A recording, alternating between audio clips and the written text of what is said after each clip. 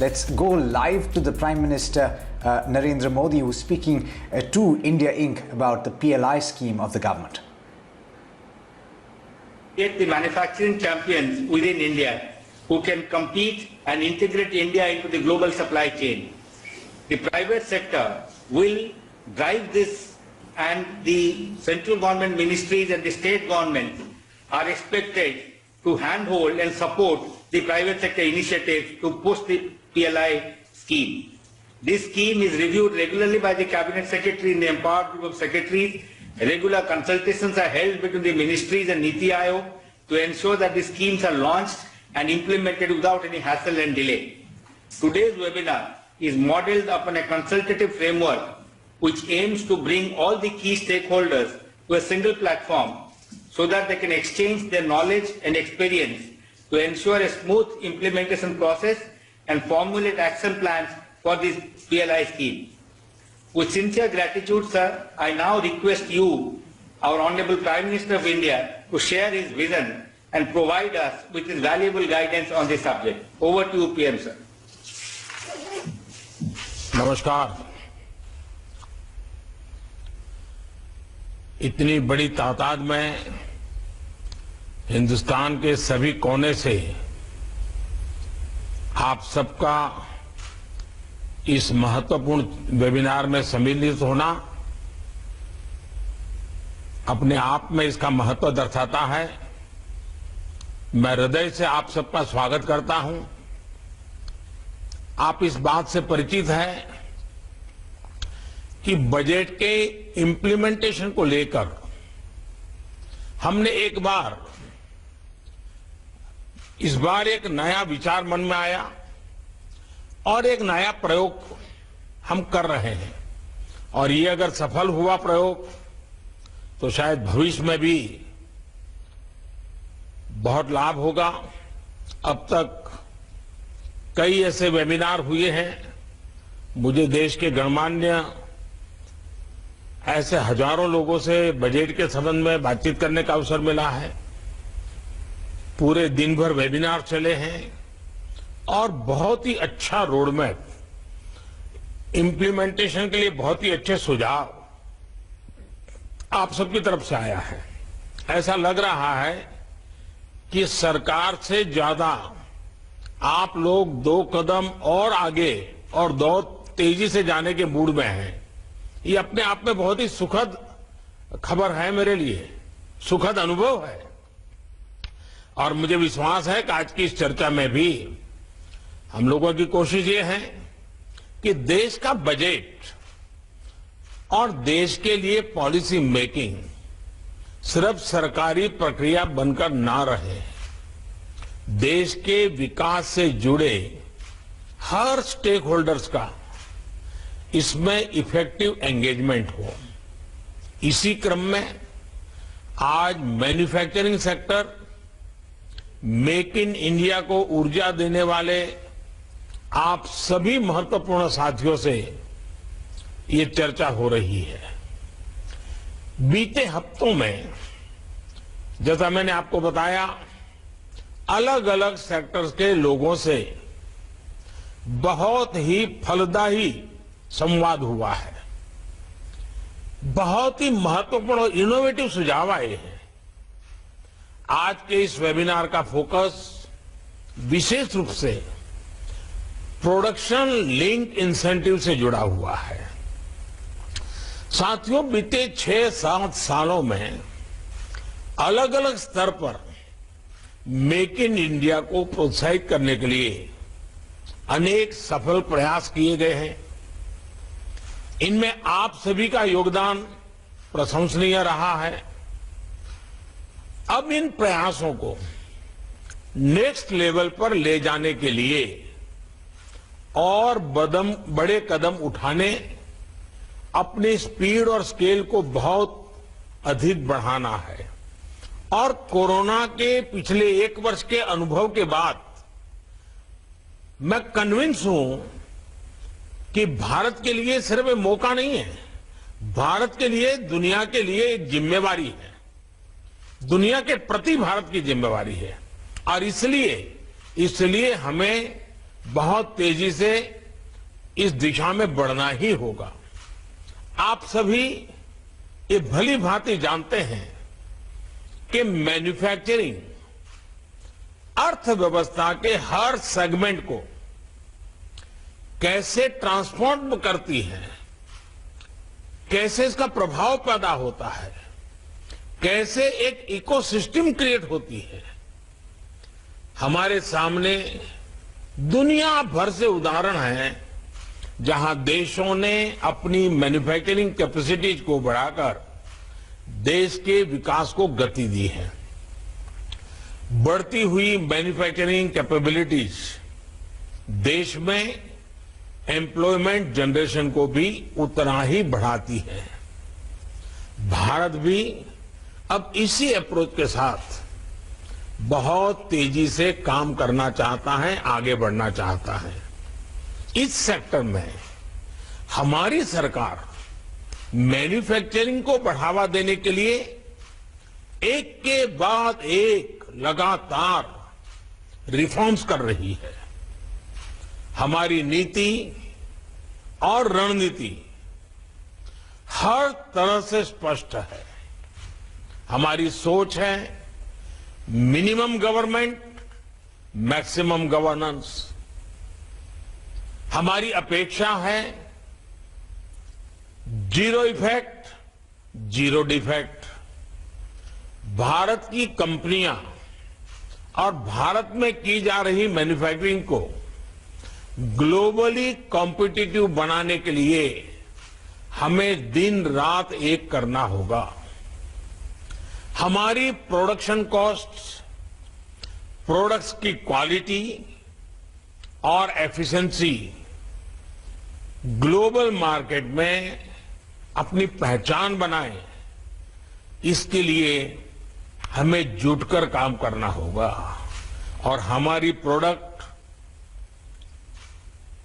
User friendly भी होनी चाहिए, टेक्नोलॉजी में मोस्ट मॉडर्न होनी चाहिए, एफोर्डेबल होनी चाहिए, लंबे समय तक सस्टेन करने वाली होनी चाहिए। कोर कॉम्पिटेंसी से जुड़े सेक्टर्स में कटिंग एज टेक्नोलॉजी और इन्वेस्टमेंट को हमें ज्यादा से ज्यादा आकर्षित करना होगा। और निश्चित तौर पर इसमें इंडस्ट्री के आप सभी साथियों की सक्रिय भागीदारी भी उतनी ही आवश्यक है। सरकार इसी फोकस के साथ आप सबको साथ लेकर के आगे बढ़ने का प्रयास कर रही है। चाहे ईज ऑफ डूइंग बिजनेस पर बल देना हो, कंप्लायंस बर्डन को कम करना हो, लॉजिस्टिक कॉस्ट को कम करने के लिए मल्टी मॉडल इंफ्रास्ट्रक्चर बनाने की बात हो, या फिर जिला स्तर पर एक्सपोर्ट हब इसका निर्माण, हर स्तर पर काम किया जा रहा है। हमारी सरकार मानती है कि हर चीज में सरकार का दखल समाधान के बजाय समस्याएं ज्यादा पैदा करता है। और इसलिए self regulation, self attesting, self certification, यानी एक प्रकार से देश के नागरिकों पर ही भरोसा करते आगे बढ़ना, इस पर हमारा जोर है। हमारा प्रयास इस वर्ष केंद्र और राज्य स्तर के 6000 से ज्यादा कंप्लायंसेस को कम करने का हमारा इरादा है। इस संबंध में आपकी राय, आपके सुझाव बहुत महत्वपूर्ण है। हो सकता है वेबिनार में उतना टाइम न मिले, आप मुझे लिखित भेज सकते हैं। हम इसको गंभीरता से लेने वाले हैं, क्योंकि कंप्लायंस का बर्डन कम होना ही चाहिए।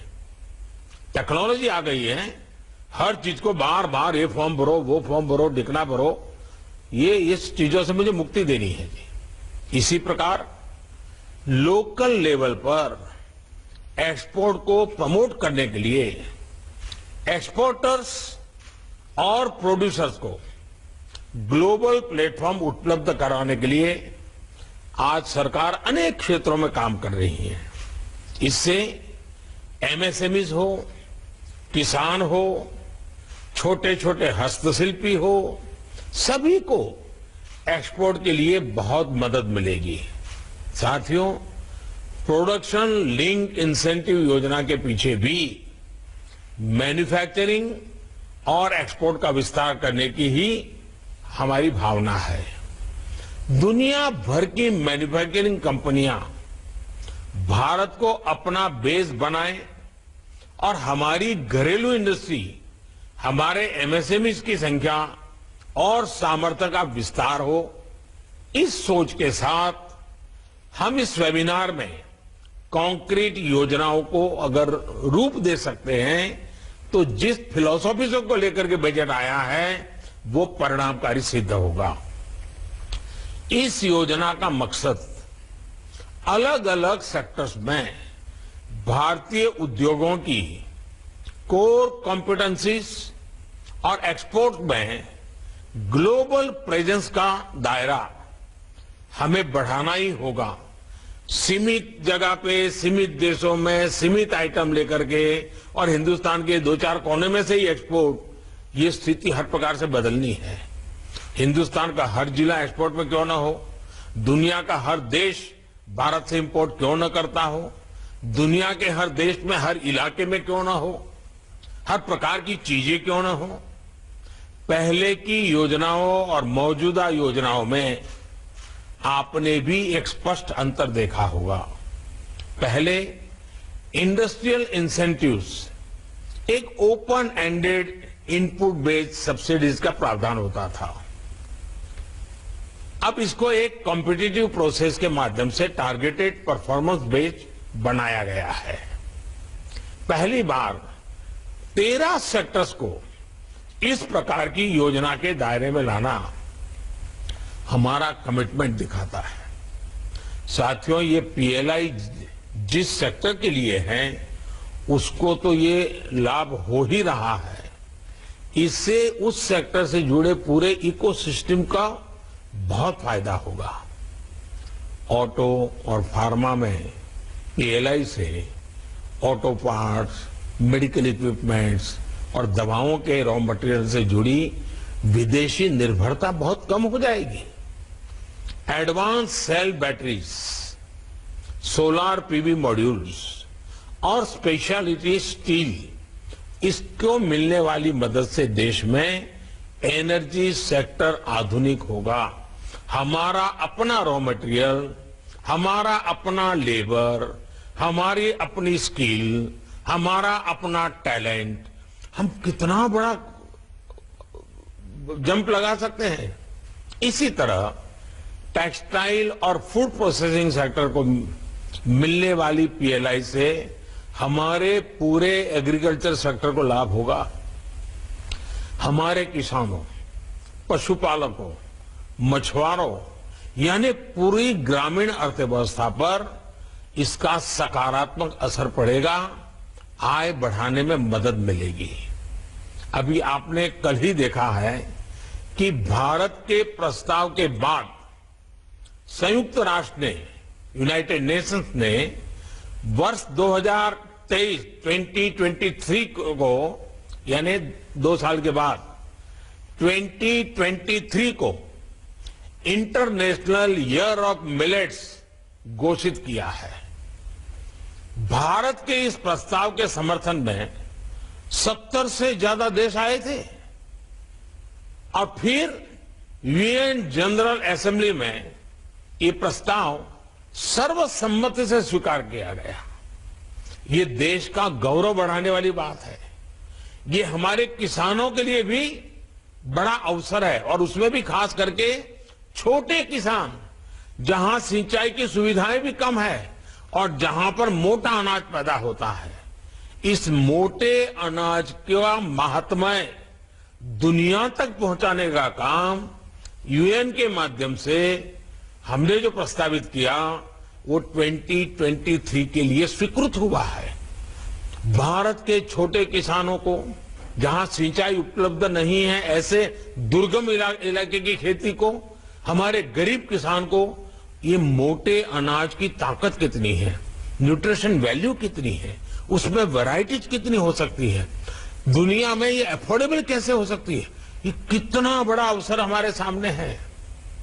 जैसे हमने योग को दुनिया में प्रसारित और प्रतिष्ठित किया, वैसे ही हम सब मिलकर के, खास करके एग्रो प्रोसेसिंग वाले लोग मिलकर के मिलेट्स यानी मोटे अनाज के लिए भी सारी दुनिया में पहुंच सकते हैं। वर्ष 2023 में अभी हमारे पास समय है, हम पूरी तैयारी के साथ विश्व भर में अभियान शुरू कर सकते हैं।